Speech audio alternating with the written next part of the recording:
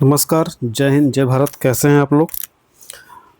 घटना चक्र पूर्वालोकन 2026 की हमारी सीरीज स्टार्ट हो गई है। इस क्रम में हमारा ये तीसरा लेक्चर है और आज हम लोग मुस्लिम लीग का गठन 1906 पढ़ने जा रहे हैं। हम लोग घटना चक्र जो पूर्वालोकन है 2026 का, उसमें सबसे पहले हम लोग उसी हाई वेटेज टॉपिक उठाएंगे जिससे प्रश्न एग्ज़ाम में बनते हैं।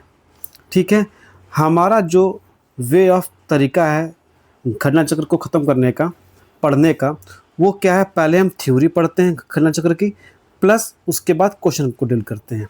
ठीक है, चलिए स्टार्ट करते हैं। मुस्लिम लीग का गठन 1906, अक्टूबर 1906 में। कब? डेट हमेशा याद रखिएगा और कोशिश करिए कि इसी वीडियो में आपके ये सारे चैप्टर रेडी होते चलें। अक्टूबर 1906 में, अक्टूबर 1906 को आगा खां, उसको बोलते हैं आगा खां तृतीय के नेतृत्व में शिमला प्रतिनिधिमंडल ने वायसराय लॉर्ड मिंटो के समक्ष मुसलमानों के राजनीतिक प्रतिनिधित्व, पृथक निर्वाचन व्यवस्था एवं उनके हितों को सुरक्षित रखने की मांगें रखी थी। ठीक, तो प्रश्न आपसे यहाँ बन सकता है कि जो शिमला प्रतिनिधिमंडल था वो कब लॉर्ड मिंटो से मिला था? तो अक्टूबर 1906 में मिला था। और किसके नेतृत्व में मिला था? तो आगा खां या आगा खां तृतीय के नेतृत्व में।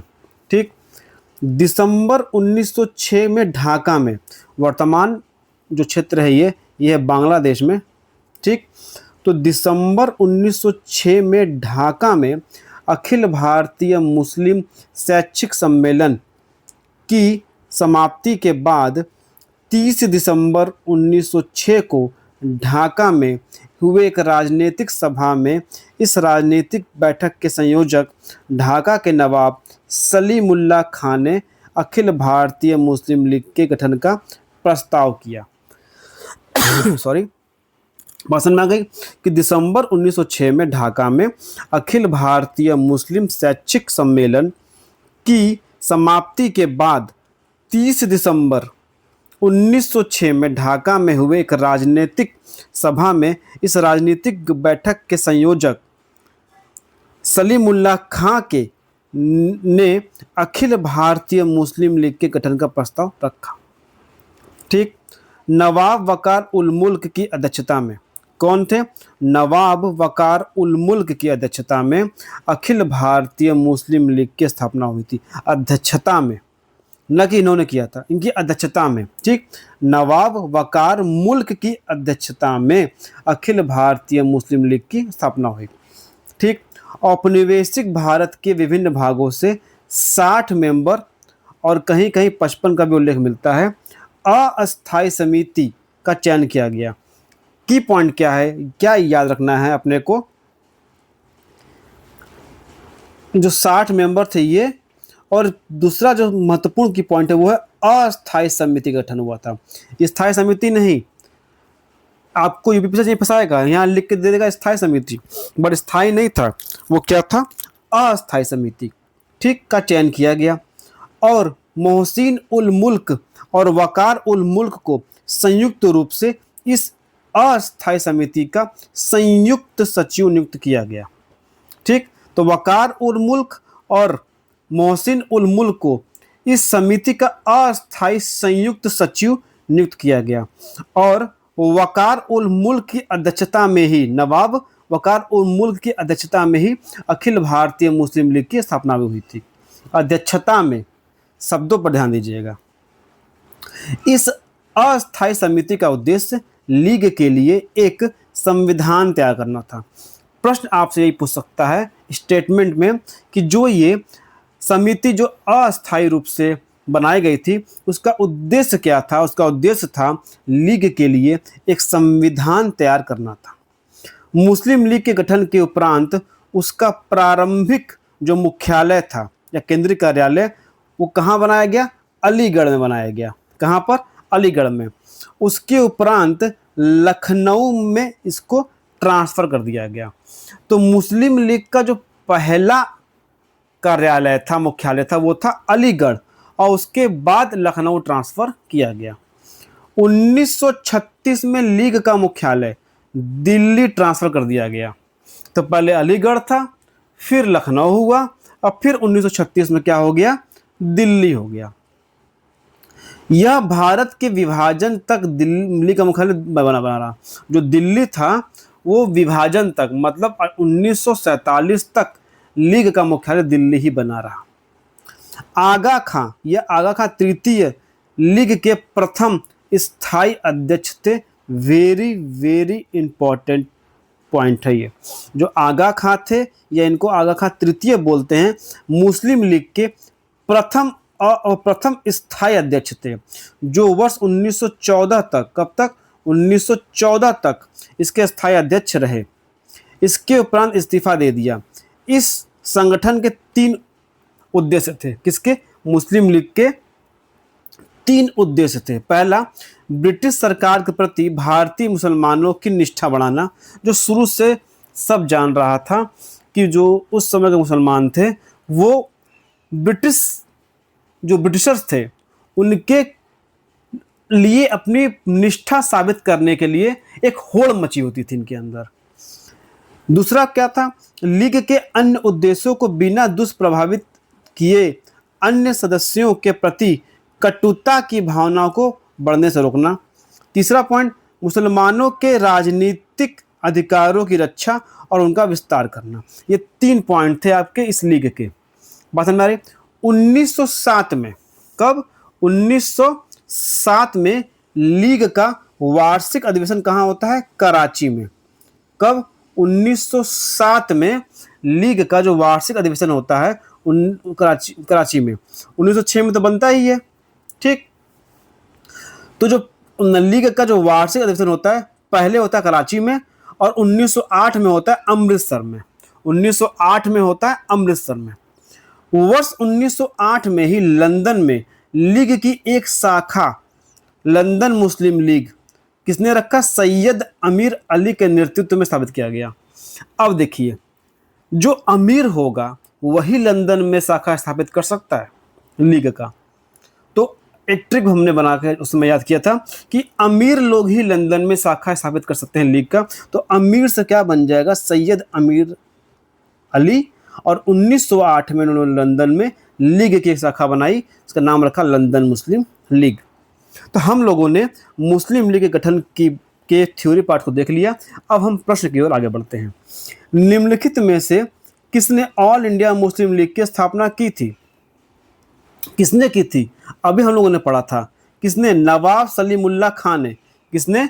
नवाब सलीमुल्लाह खान ने, ठीक। और आगा खां या आगा खां तृतीय, ये कौन थे? ये स्थायी अध्यक्ष बनाए गए थे इसके, मुस्लिम लीग के स्थायी अध्यक्ष बनाए गए थे। 1914 तक ये थे, ठीक। अक्टूबर 1906 को आगा खां या आगा खां तृतीय के नेतृत्व में मुसलमानों का शिमला प्रतिनिधिमंडल वायसराय लॉर्ड मिंटो के समक्ष मुसलमानों के राजनीतिक प्रतिनिधित्व, पृथक निर्वाचन व्यवस्था एवं उनके हितों को सुरक्षित रखने की मांग रखे थे, ठीक। 1906 में ये मंडल मिला था। दिसंबर 1906 में ढाका में संपन्न हुआ था क्या? अखिल भारतीय मुस्लिम शैक्षिक सम्मेलन। और इसी के बाद 30 दिसंबर 1906 को ढाका में एक राजनीतिक सभा में राजनीतिक बैठकों के संयोजक थे सलीमुल्लाह खां साहब, और इन्होंने अखिल भारतीय मुस्लिम लीग के गठन की प्रस्ताव किया। नवाब वकार उल मुल्क की अध्यक्षता में, याद रखिएगा, नवाब वकार मुल्क की अध्यक्षता में अखिल भारतीय मुस्लिम लीग की स्थापना हुई थी। अध्यक्ष पूछेगा कि किसकी अध्यक्षता में लीग की स्थापना हुई थी, तो नवाब वकार उल मुल्क हम टिक करेंगे। और किसने किया था? तो सलीमुल्लाह खान ने किया था। और आगा खां के नेतृत्व में, जो कि अक्टूबर 1906 में हुआ था, एक शिमला प्रतिनिधिमंडल लॉर्ड मिंटो से मिला था। और यही 1909 के जो मार्ले मिंटो सुधार हुआ था, उसमें इनकी बातों को अपना लिया गया था, ठीक। और जो ये लीग बना था, ये अस्थायी समिति थी। मोहसिन उल मुल्क और वकार उल मुल्क को संयुक्त रूप से इसका अस्थायी समिति का संयुक्त सचिव बनाया गया। प्रारंभिक कार्यालय और केंद्रीय कार्यालय कौन सा था? अलीगढ़।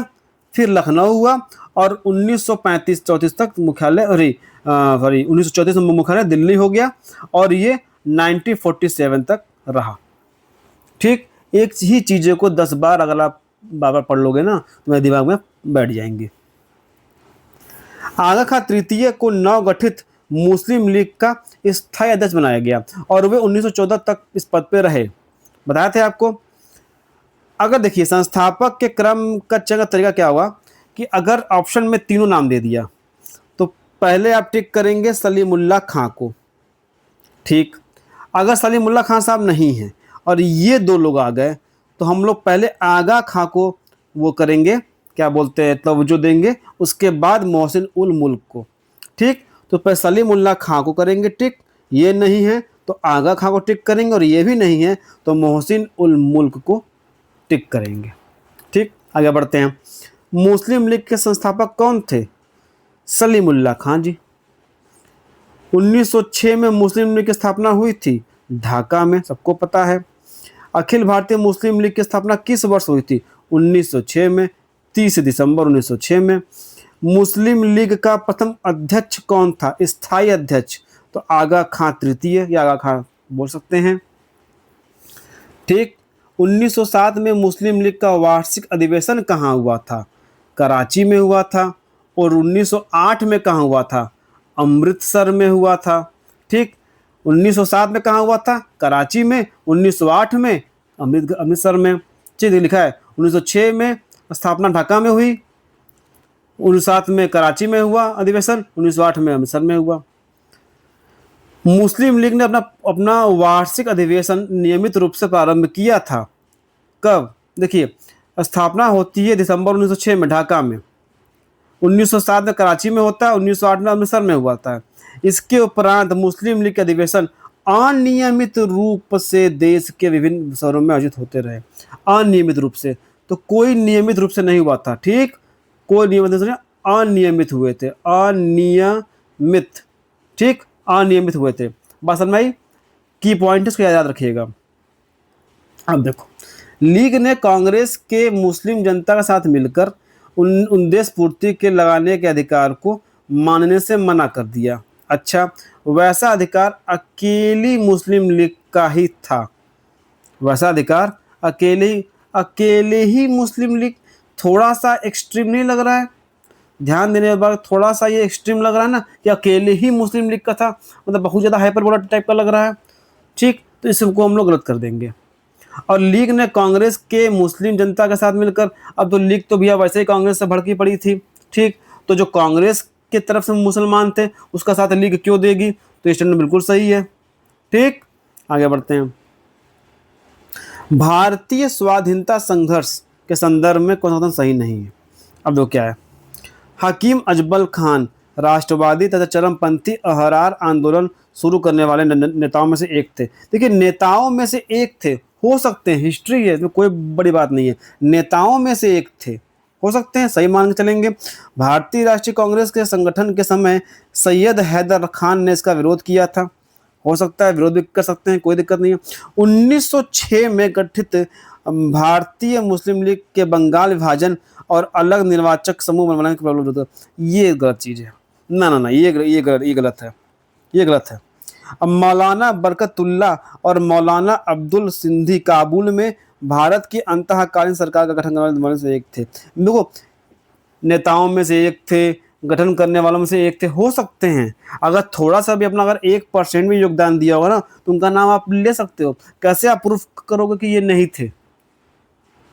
ठीक, और आयोग वैसा प्रश्न नहीं बनाएगा जिसमें उसको खुद दिक्कत हो जाए कि भी आप प्रूफ करने पड़ जाए उसको। अगर मैं कह रहा हूँ 0.0005% भी आपका योगदान था, अगर आपने केवल एक तिनका भी उठा के रख रखा होगा ना तो भी आपका योगदान गिना जाएगा। पसंद आ रही है? ठीक, लॉर्ड कर्जन की प्रेरणा से ढाका के नवाब सलीमुल्लाह ने बंगाल विभाजन समर्थक आंदोलन का नेतृत्व किया था, विरोध नहीं किया था। आगे बढ़ते हैं। वर्ष 1906 में मिंटो से शिमला मिले मुसलमानों के शिष्टमंडल ने प्रार्थना की थी मुसलमानों के लिए पृथक निर्वाचक वर्ग के लिए जिसको 1909 के पार्लियामेंटों में एक्सेप्ट कर लिया गया। ठीक। 1 अक्टूबर 1906 को आगा खां तृतीय के नेतृत्व में मुसलमानों के एक शिष्टमंडल वायसराय लाल मिंटो से शिमला में मिला। शिष्टमंडल ने प्रांतीय, केंद्रीय और स्थानीय निकायों में निर्वाचन हेतु मुसलमानों के लिए विशिष्ट स्थिति की मांग की। ठीक। 1908 में अखिल भारतीय मुस्लिम लीग की लंदन शाखा कौन जाएगा? अमीर लोग जाएंगे ना भाई। अमीर कहाँ लिखा है? अमीर अली खान, ये होगा बी ऑप्शन। ठीक। और 1908 में लीग का अधिवेशन कहाँ हुआ था? अमृतसर में। और 1907 में कहाँ हुआ था? कराची में। स्थापना कहाँ हुई थी? ढाका में। ठीक। नेक्स्ट, मुसलमान यदि खुश और संतुष्ट हैं तो भारत में ब्रिटिश शक्ति का महत्व बचा रहेगा। किसने कहा था? हंटर ने बात कहा था। किसने कहा था?